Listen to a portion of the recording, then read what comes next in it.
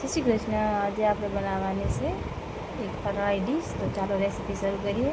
તો મેં બટેકાને બોઇલ કરીને રાખી દીધા હતા, તો આપણે એને છાલ ઉતારી લેવાની છે અને બીજી પણ આપણે તૈયારી કરીએ છીએ। તો બધા બટેકાને મેં છાલ ઉતારી નાખીશ અને આપણે હવે સાબુદાણા 1 વાટકી જેટલા મેં સાબુદાણા લીધા છે, એને આપણે થોડાક શેકી લઈશું 1-2 મિનિટ માટે। તો મસ્ત એને પીસાઈ જાય। સાબુદાણાને પીસવા હોય તો 1-2 મિનિટ એને આપણે શેકવા જ પડે। સાબુદાણા આપણા શેકાઈ જાય પછી આપણે 1 વાટકી જેટલા મેં સિંગ દાણા લીધા છે, એને પણ આપણે શેકી નાખશું। 1 વાટકી લીધા છે સિંગ દાણા, 1-2 મિનિટ માટે જ આપણે એને શેકવાના છે અને 2 વાર ઠંડુ થઈ જાય પછી આપણે મસ્ત એનો પાવડર ભૂક્કો બનાવી નાખવાનો છે મિક્સરમાં।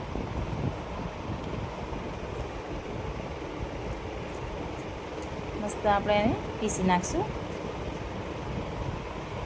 એકદમ ઝીણું પીસવાનું છે। થોડું એકદમ બારીક હતું એટલે ફેર મેં પણ એને પીસી નાખ્યું। તો હવે મસ્ત પીસાઈ ગયું છે, પાવડર બની ગયો છે સાબુદાણાનો। દાણા તો આપણે થોડાક એકદમ મહીન પાવડર નથી કરવાનો, થોડોક દાણા અંદર અટકસરું એવું જ આપણે એને પીસવાના છે।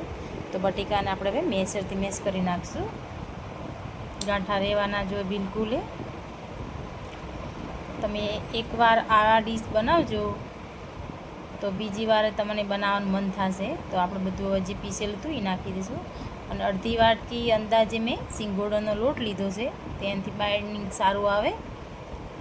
બટેકા થોડા વધારે હતા એટલે મેં લીલા ધાણા અને લીલા મરચાં નાખ્યા છે અને મીઠું નાખીશું સ્વાદ પ્રમાણે અને હળદર તો બસ થોડી જ નાખી, અડધી ચમચી જેટલી।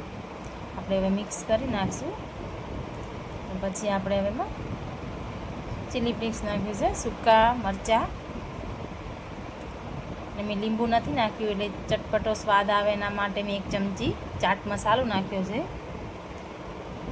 1 ચમચી જેટલો આમચૂર પાવડર નાખ્યો છે, ખટાઈ પણ આવી જાય અને ચટપટો સ્વાદ પણ સારો આવે। આપણે એને મિક્સ કરી લઈશું। તમે મીઠું ખાતા હો તો 1 ચમચી જેટલી ખાંડ પણ તમે એમાં નાખી શકો છો।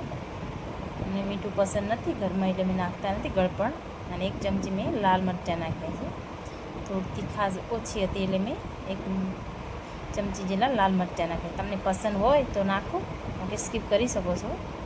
પછી આપણે એને મસ્ત બાઇન્ડિંગ આવી ગયું છે, તો તેલવાળા થોડુંક હાથ કરી પછી આપણે એને ટિક્કી મસ્ત બનાવવાની છે।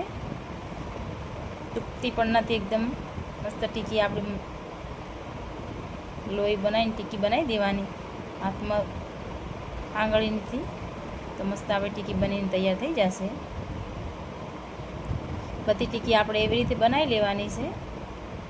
તમે કોઈ પણ શેપ આપી શકો, ટ્રેંગલ કટમાં પણ કરી શકો, રોલ જેમ કરી શકો। મેં ટિક્કી બનાવીને થોડા રોલ જેમ બનાવ્યું છે। તો પછી તેલ આપણું ગરમ થઈ ગયું છે, તેલ આપણે એકદમ ગરમ જ રાખવાનું, ધીમું નથી રાખવાનું। તો મસ્ત આપણે ટિક્કી કુરકુરી ક્રન્ચી મસ્ત બની જાય। તો આપણે એને એકદમ લાલ થઈ ગઈ છે તો આપણે ટિક્કી કાઢી લઈશું અને બધી આપણે એવી રીતે જ એને તળી લેવાની છે। ટેસ્ટ તો ગજબનો છે। તમે એકવાર આ ડીશને બનાવજો ઉપવાસમાં, અધિક માસ છે એટલે 11 કે તમે આ મહિનામાં તમને કોઈ પણ ઉપવાસ હોય તો આ બનાવીને ખાઈ શકો છો। અને આ બધી ટિક્કી આપણે આમ તળી લેવાની છે અને મેં ગ્રીન ચટણી બનાવી છે એના સાથે સર્વ કરવા માટે। બાય।